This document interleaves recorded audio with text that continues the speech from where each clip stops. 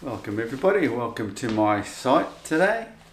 If you found my site, you're obviously searching for the truth, and on this site here is what you're going to see is the world's first explanation or part of the physics of our flat earth system, what you've never been taught, what you're not allowed to know.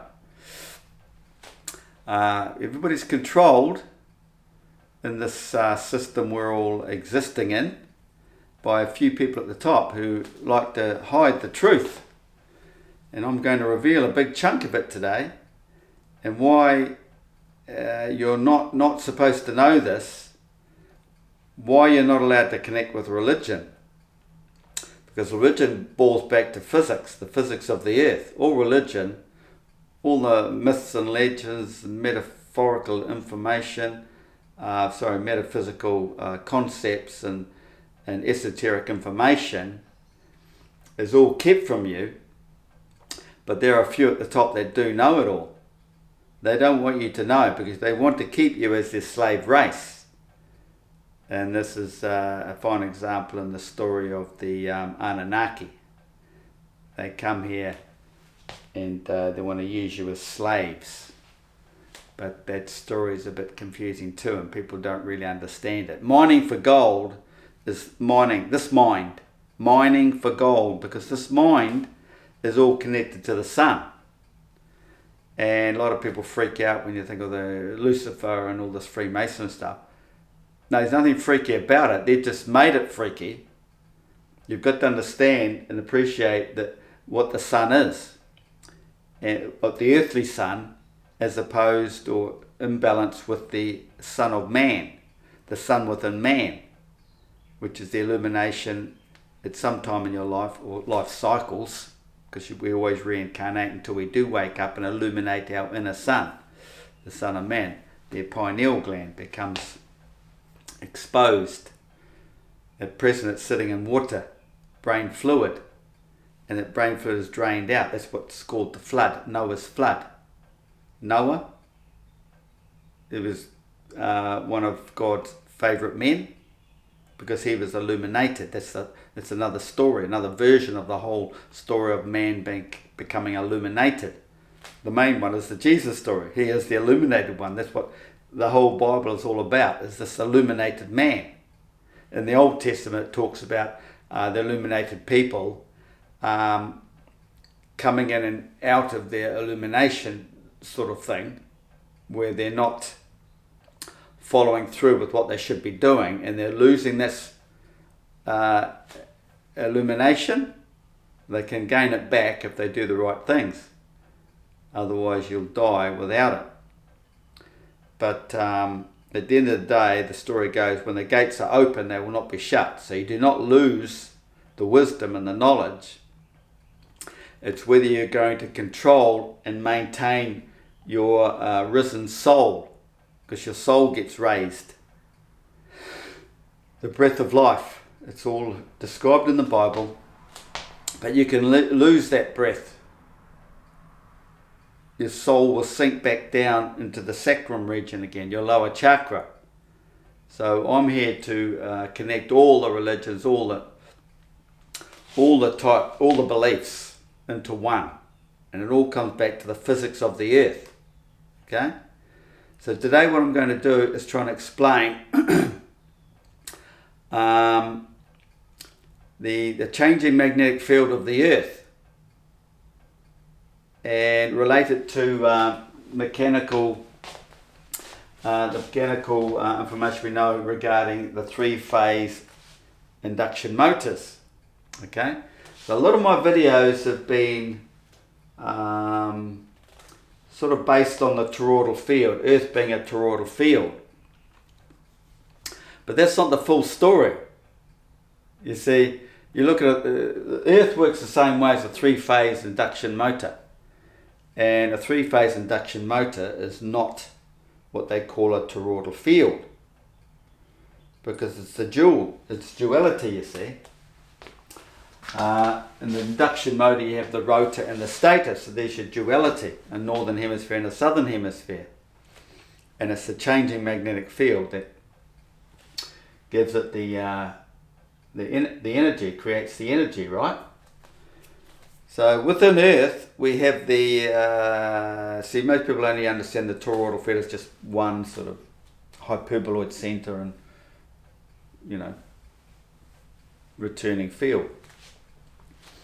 Overall, Earth works like that because that's the changing magnetic field, contraction and expansion. And the Sun follows the changing magnetic field, expansion and contraction. And this expansion and contraction can be described as a fuel pump diaphragm. Up and down and out.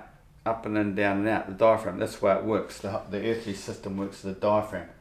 Contracts in and back out again. Contracts in and back out again.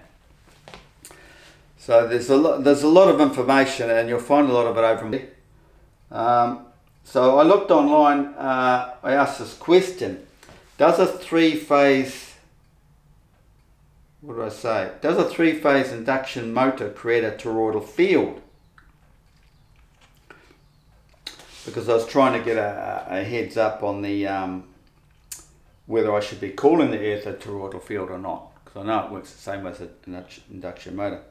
So it says here, no, a standard three-phase induction motor does not create a toroidal field. It creates a rotating magnetic field. So you can consider Earth as a rotating magnetic field, because what happens is the southern hemisphere is rotating or revolving around the centre northern hemisphere. But the centre northern hemisphere is turning as well. We'll get into that in a minute. It creates a rotating magnetic field that is the key to its operation. The stator windings are arranged to produce this rotating field, which then interacts with the rotor to induce motion. Okay, so you've got the rotor in the middle here, turning, and you've got your shaft in there as well, spinning. And the motor, you have these fixed, is that where the copper coilings are? And then here you've got the magnetic plates. Okay, the copper coiling, the electrical charge, creating the magnetic field. So you've got this magnetic field in here. It's the trop. Okay, so it's this changing magnetic field between here creates the rotation, the spin. Most of you will know all about that. Toroidal field. A toroidal field is a magnetic field that is confined to the core of the toroidal coil. It's not typically associated with the operation of a standard induction motor.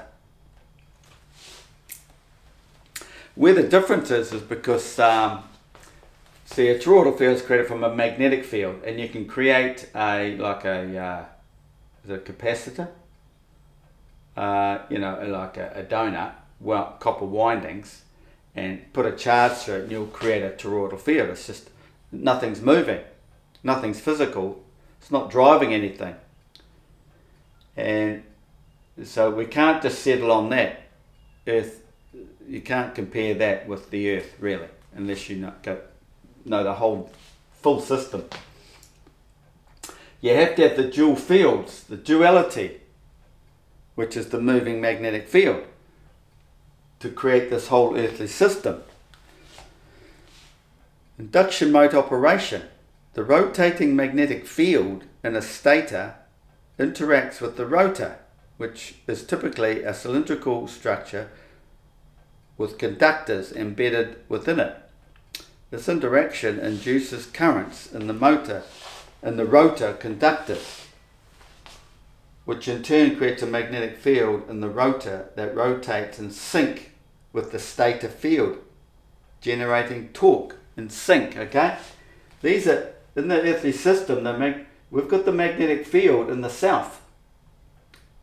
Don't just forget everything you've been taught. Okay, you need to reprogram your mind and head along the right track. The southern hemisphere has its own rotation, and the north has its own rotation.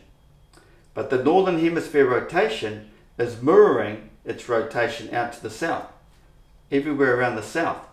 This is why in star trail photography, someone can stand on a meridian, because every man is on a meridian line north to south. He can stand anywhere on here and film a rotation, a star rotation. Well, he's only getting a rotation because there's a permanent vortex which rotates the whole system right hidden in the center Arctic. Its vortex is always turning 15 degrees per hour. So you can film out here, you're getting a mirrored image. All the ancients have mentioned mirrors hundreds of thousands of times. You're getting a mirrored rotation, a circular motion of stars. Okay, but that's on a fixed tripod for star trailing. But if you had if you're tracking a star, you'll find the star's moving because the whole clock's moving. This is turning, so it's turning the star. The whole star's moving right around the Earth in the southern hemisphere. So one rotation in here is one rotation all the way around here. But if you're just fixed in your little time zone, let's say you're really ignorant and don't know there's another part of the world existing, you're just going to see your star rotation here and you think, well, that's it. 15 degrees per hour is mirroring this 15 degrees per hour here. But if you're a thinker and you've got a mind, a full one, activated, you'll find that this star here is moving this way 15 degrees. At the same time, you're getting a star trail moving in a circle here 15 degrees per hour. Okay? The magnetic field is moving 15 degrees. The whole cycle is moving 15 degrees per hour. But we know stars, well, you don't know actually, but I've been teaching my students, let's call them, that the sun is quicker than the stars. So the stars are moving at 14 degrees point something, I can't remember what it was. They're slightly 15 degrees per hour. The sun moves 15 degrees per hour. And it passes, over 1 year, it laps the stars. Okay? Anyway, let's get back to what I'm talking about here with this video. So you understand the rotor's in here with the shaft, and the stator is out here. So in the motor this is fixed and this is spinning. But with the earthly system you've got to understand that this is turning 15 degrees per hour, and so is this moving this way 15 degrees per hour, matching the inner hemisphere there, the cycle. It's like a cog, two cogs meshing. But this is what you don't know, and because no one's ever talked about this, and this is the only place you'll ever get the truth. And like they say, there's a phrase in the Bible, I think it's somewhere in the Bible, or somewhere, maybe in Plato's dialogues. You can never be a prophet in your own land. Okay, and that would be the same as saying you can't be a prophet in your own time. You won't be a prophet in your own time. So look what happened to Tesla. Okay, you didn't get to hear about his information until later. This is what goes on. They restrict all the information, but I'm putting it out there. So this is your opportunity to understand reality. Get with it. Most people aren't prepared to because they're too busy stuck in this, what we can call the matrix of enslavement. They're too busy trying to survive because they've all been drawn in, sucked in this enslavement system. But anyway, I digress. Right, as the rotor turns, the larger stator turns. But in the Earth's case, the stator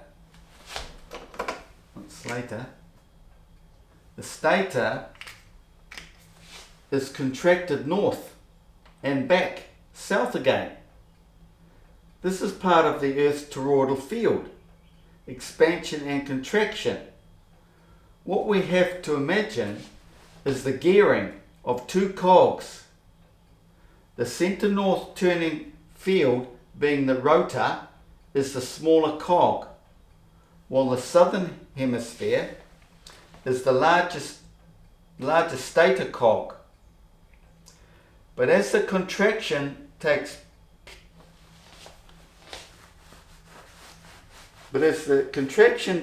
place, the southern larger cog is contracting north in the seasonal change.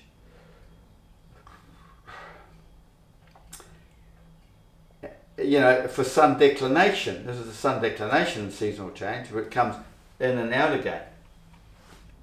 Because this in and out is the ecliptic plane flexing up and in, down and out. So down and out is the field going down and out, and then it comes back up and into the north. This is the ecliptic plane doing this. The ancient Egyptians describe all this with the bird wings. Diaphragm or bird wings, you know. I call it the, it's more like the swimming motion of a jellyfish. Out, in, up and in, look, up and in, down and out, up and in. Bringing the southern larger cog down in gearing to become equal or balanced with the smaller northern cog. So the Earth's magnetic field is contracting. So are the southern stars as they move north to overlay the northern stars to change the constellations. And here's an image of what's happening. The larger southern hemisphere, everything contracts back into the north, expands out to the south. So there's your northern hemisphere, and this is what happens over the season. This is your down and out, which is December the 21st, and then it contracts back in again. As it's coming back in, right in, and then it gets to a point where, look, this and that are both the same, and they overlay a little bit because all the stars, they're overlaying at this point because this is where you get changing constellations. Bingo! Balance, all is equal. The southern hemisphere magnetic field becomes balanced with the northern hemisphere. And this takes you back to religion and the Physica Piscis. And Mary being the moon, she represents the moon, because the whole spiritual story involved here is man's awakening, and that involves his full moon sign at that particular time. Okay, so bear in mind, as it's moving in like this, it's also moving west daily. Every day it's going around, but slowly moving in and then moving back out again. And it gets to a certain point, which is the 17th of October, where the field completely separates again. Becomes dual, like this, if you consider these as the two magnetic fields. The magnetic field here and here does not cross the tropics. Okay? Now, that's another story when it comes to this, okay? But realise, in this system, just like the induction motor, you've got this gap, okay? I'm going to have to go really deep to explain what's really happening here, but just imagine the stars here, the circular star motions here, star trail photography, and this, you've got the northern hemisphere, you've got them going like this, okay? This is slowly winding in right up to this point here. Let me draw that for you.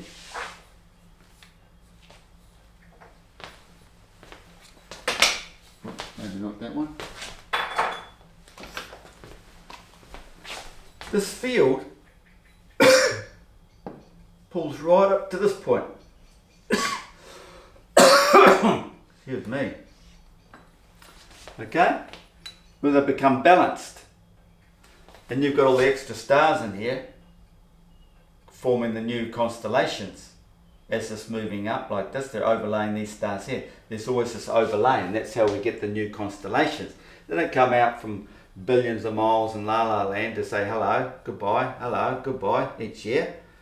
They're moving in and out from here, from the south to the north. The northern stars are always there. The southern stars are actually the same stars as the northern stars, but they're inside out. They're inverted, seen backwards, and as they move out, they expand bigger and bigger. Like this. This is what's happening. I've drawn it down here. So as it's coming in, that's a certain point, let's say about here, and then you have your Physica-Piscis. At that time of the year is when the sun is crossing over in the sun's analemma.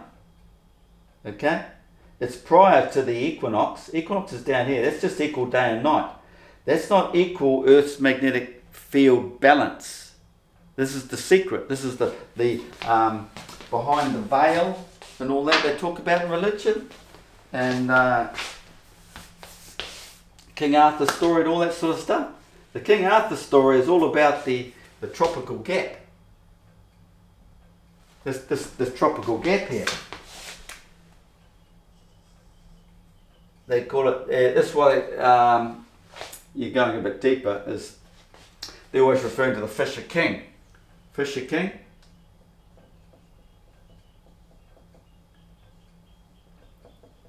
What does that mean? Fisher. Goes back to the zodiac. He's the fish, he's the Pisces. Remember the fisherman in the Jesus story? It's all about Pisces, the full moon in Pisces. Fisher King. And Jesus was a king, wasn't he? Well, he's the most divine, he's the most enlightened one of all man. But the whole story is about every man becomes enlightened. It's illumination, waking up the light within, the light of man. He's the ultimate. So the King Arthur story is the same sort of thing. They call him the Fisher King. Percival and Odlin and all those characters. What they're talking about the maimed king. There's the real sun's back here, and he doesn't go far. He doesn't go anywhere. He's stuck in there, maimed. He just does circles.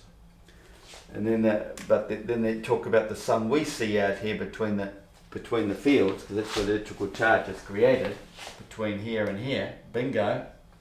And the changing magnetic field moves the sun around the earth, right?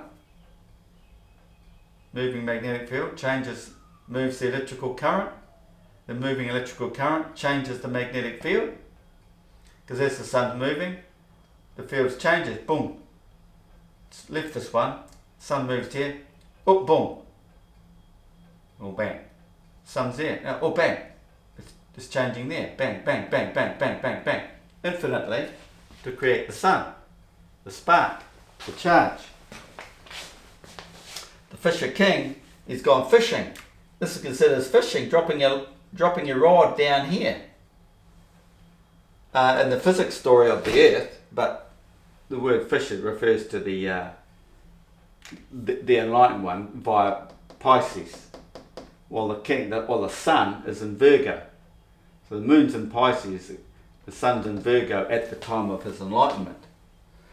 But the story's all esoteric, and I break this sort of stuff down on my Patreon page, but people are willing to pay me for that, you see.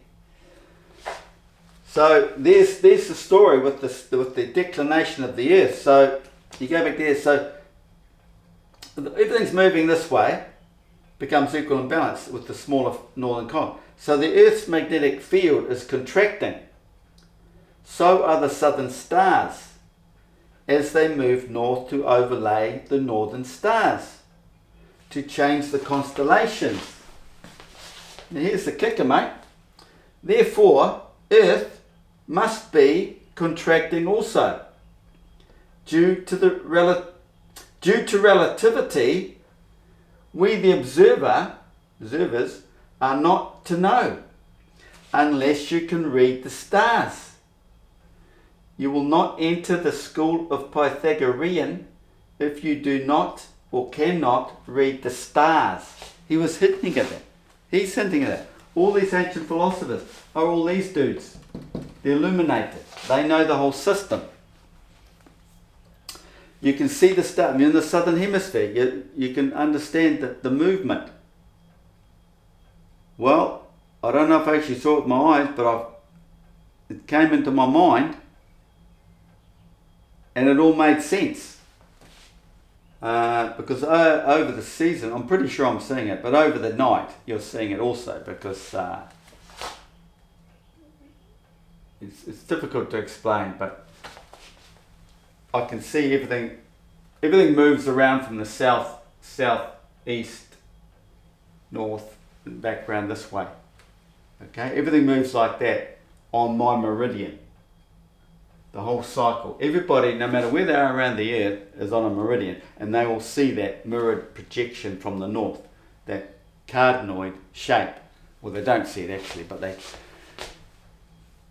Certain times of the year, you know everything's coming more south, and you know it's just the way it works. It all makes sense. It goes like this, and does a loop here, and then comes back out again. You never see the loop because the loop represents the sunny side, where the stars have spun into around the sun, close to the sun. Because it's all balanced within this vortex, you see. So it spins around into the center here, but it's just one S cycle, like this. Okay, so it comes out and goes back in, and this is the daylight hours, where it's close to the center of the sun, because the sun is in the center, like I mentioned earlier. It's at the center there. Our sun's out here, we see out here in the tropical gap, because that's the end of the Milky Way. That's the image that comes from reality.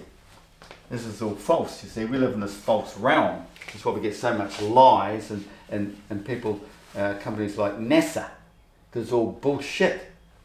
That's basically what it is. Reality's back here. You've got to understand reality to start wakening up to all the lies and all the bullshit that's in here, in our society, education system, everything. So the stars are doing this cycle, and then they how will that go back? Goes back up again, doesn't it? The figure 8. That's what the sun does over a year. So the sun does the figure 8 over the year. The moon does it over the month, and the stars do it over a day. It's just all to do with this. And this vortex represents the 3D. Because at the plane here, right back at reality, is the 2D. The 2D plane. But once the sun was created, boom, it brought about the 3D, which created our realm. Because here's the 2D up here. And then this 3D depth here, when this was created, boom, the whole toroidal field was created. But it's understanding that the changing magnetic field, as opposed to just a toroidal field, a fixed toroidal field, there's nothing mechanical about it until you get the duality. Okay? Now this is really tricky for those who aren't really open-minded and thinking, but this is fact. This is all truth. You've all been lied to all your lives. The only place you're going to get the truth is this place here. You're going to have to go to at least Saints, which is 20 Kiwi dollars a month, but really good information is going to go into the Saints maybe, which is a little bit more. It will be twice as much per month. But you don't have to stay there. You just go and visit. That's probably equivalent to me writing a book and you buying my book. But there's I share lots of information, and for me to try and put in a book is too much for me, because I'm not that way inclined. I can just try and explain it this way with diagrams and explanations.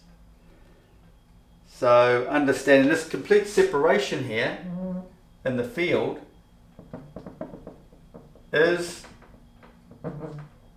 comes about on the 17th of October. Okay? As it's receding, bang, 17th of October, the sun pops into the far south. This is the down and out in the field I was talking about earlier, where the sun is permanently around here, because all these are the pomegranates mentioned in the Bible. These represent the suns, but they're everywhere. They're infinite. It's all down and out. Okay? Then it gets drawn back in again.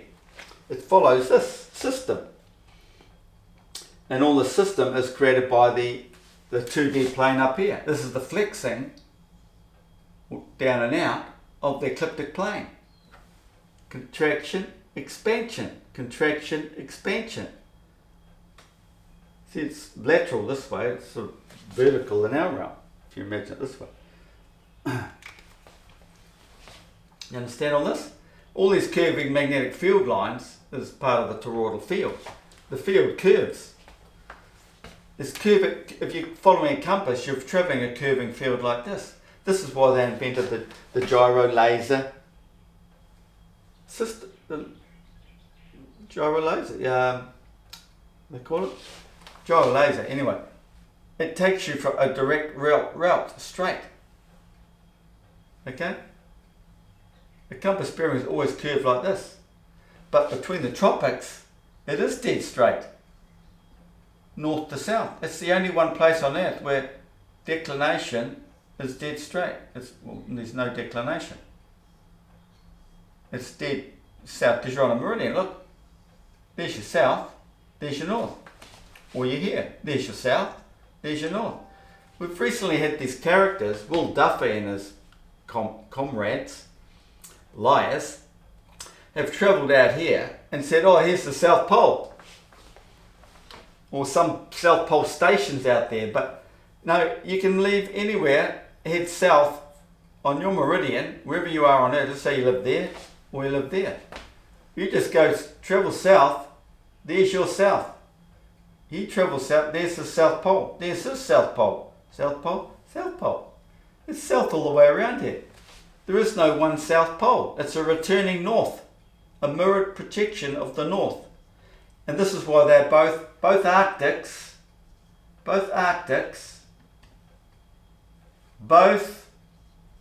Arctics are north poles. But there's just a weak and strong force. There's a strong force, there's a weak force. South Pole is here, on each side of the tropics, because the field comes over to here. Why is it coming to here? Because this is north and that is south. This is north, this is south. And two souths, this is why we have the gap between the two fields, south and south. It's a gap. See, they don't even teach you the magnetic field. They don't tell you the truth about that either at school. It's south. What? Two south? Well, they're not meeting. Why does the south and the north connect and meet? Because it's all about a weak and a strong force. They're trying to seek equilibrium, find balance. Well, let's say this is weak and this is strong. Well, they're equal now. It evens out. They find their balance. State of rest becomes one big magnet. Now you get a south that end and a north that end. But what lies between the north and the south? No, that's not right. That's not. I shouldn't phrase it that way. In a magnetic field, what is stopping that southern half from meeting the northern half? Now that's another big long story, and I've got that over on Patreon. So check it out. I'm going to stop there because if I make the videos too long, I can never download them. They take days and days. Okay? So if you want the truth, shoot over here and let's get into it, okay? You can ask the questions. Thanks for watching.